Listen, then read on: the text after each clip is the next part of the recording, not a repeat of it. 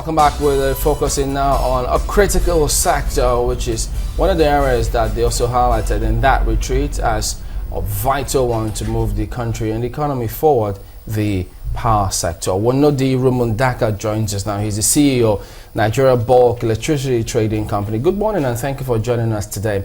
Well, of course, I know you know that many look into that sector, which you play in as a key one. Now, give us an impression. I mean, let's start with the expectations. Are we expecting too much in this country when we talk about we wanting uninterrupted power supply? Thank you very much. Thank you for having me here. I will not say that the country is expecting too much by wanting uninterrupted power supply. But we have to work towards that. Everybody, both the industry participants and the consumers, just have to work and get there. All right, at the moment, we hope you can hear us and the connection is not also interrupted here, just the same way we looked at the power sector. Well, let's start with your area now, in terms of what you're doing to meet the expectation of Nigerians. Well, let me start with the role of the Nigerian Bulk Electricity Trading PLC, otherwise known as the bulk trader within the industry. It's one of the special purpose vehicles created by the BP as part of the reform. It sits between the generation companies and the distribution companies, and you must first excuse me, I'm getting an echo of my voice, so it's kind of distracting, but I'll try to walk through that. So as I was saying, the bulk trader sits between the distribution company and the generation company, buys power from the generation companies and sells it to the distribution company. So that way it acts as a broker, and what it does for it acts as a broker and at the same time a catalyst for private sector investment into the industry. How does it do this? It guarantees generation companies that when investments are made and when they generate power, that they will be paid in full for that power. On the other hand, for distribution companies, they can focus on making investments in network and the reduction of commercial and all those losses that we talk about, technical losses, being assured that there is someone out there who is procuring power for them. So there is supply that would actually go into expanded network that would allow them to generate more revenue and meet their cost. So the bulk trader in itself, it's a broker and a catalyst for the industry. Also plays a stabilizing role as we transition from where we are coming from to a much more robust and viable electricity market. So what would you say to those who say that you haven't played that stabilizing role well enough, and that's why we have this bumpy ride to our quest in the country? Well, you know, this is a transition. We're just 2 years and 6 months into the private sector-led market, and if you've been following the industry, we've had that bumpy. It's not just for the bulk trader, but for the distribution companies and the generation companies and the regulator.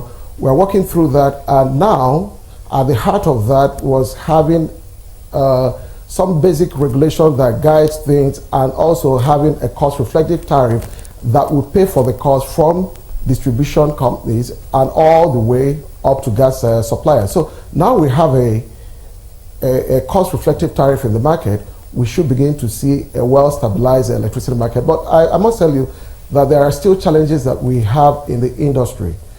You know, so while we have targets, our generation goes up, we can also see it drop, and all these things are things that we have to work to stabilize. It is interesting you say that you're a stabilizer between, you know, generation companies and distribution companies. Where is transmission in all of this? Let me clarify that the role of the bulk trader is in the commercial arrangements. It's about the industry, finances, and cash flow.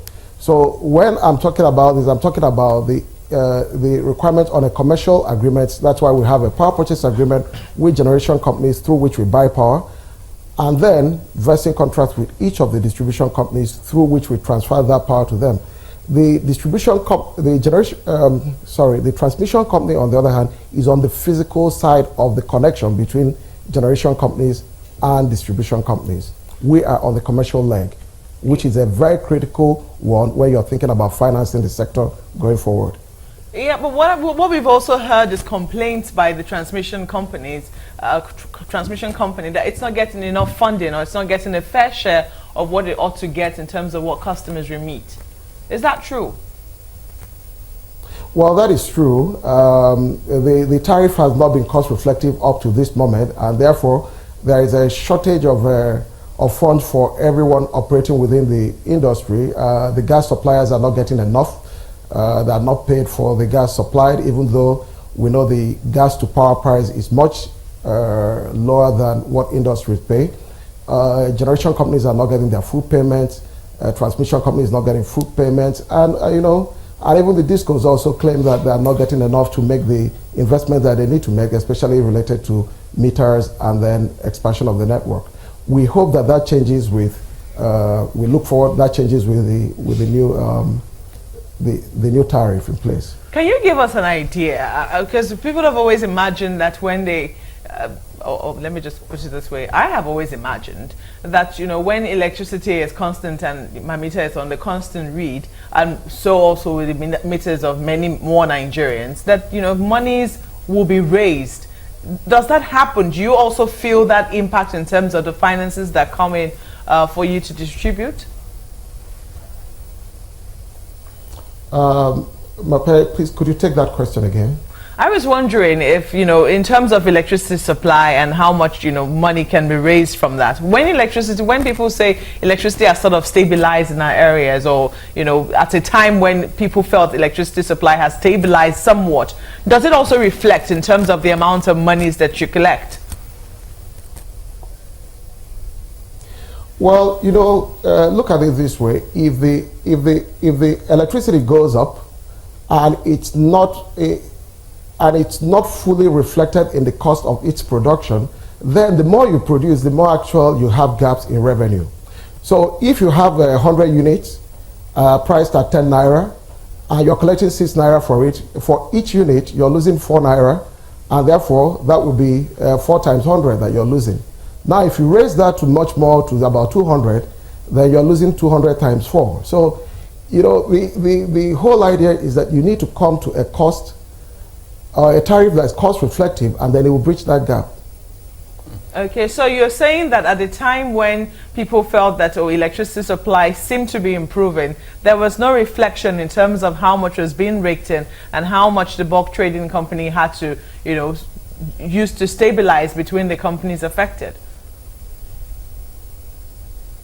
Well, like I said, what is important is that for each unit that is produced, that the tariff covers that cost, and that is where we are. So, there is also something to say about the more quantum power that you have, you should also have much more revenue to cover at least the fixed component of your costs before you go into the variable. So, more power should actually cover, put distribution companies in a better position to remit to the bulk trader, but still, there is that gap when when the tariff is not reflective of the cost of production. So how have you managed? Well, one of the things that it's happened is that we have some accumulated liabilities and debt in the market, and this is one of the places where the central bank is playing a role. It's helping provide support, an intervention fund in the market that allows some of these liabilities to be retired and recovered in future. So it's not a bailout, but they're helping retire these liabilities so that the upstream producers, like the gas suppliers, the generation companies, get money that is due them. They can make the investment that is required to continue to boost the supply in the country.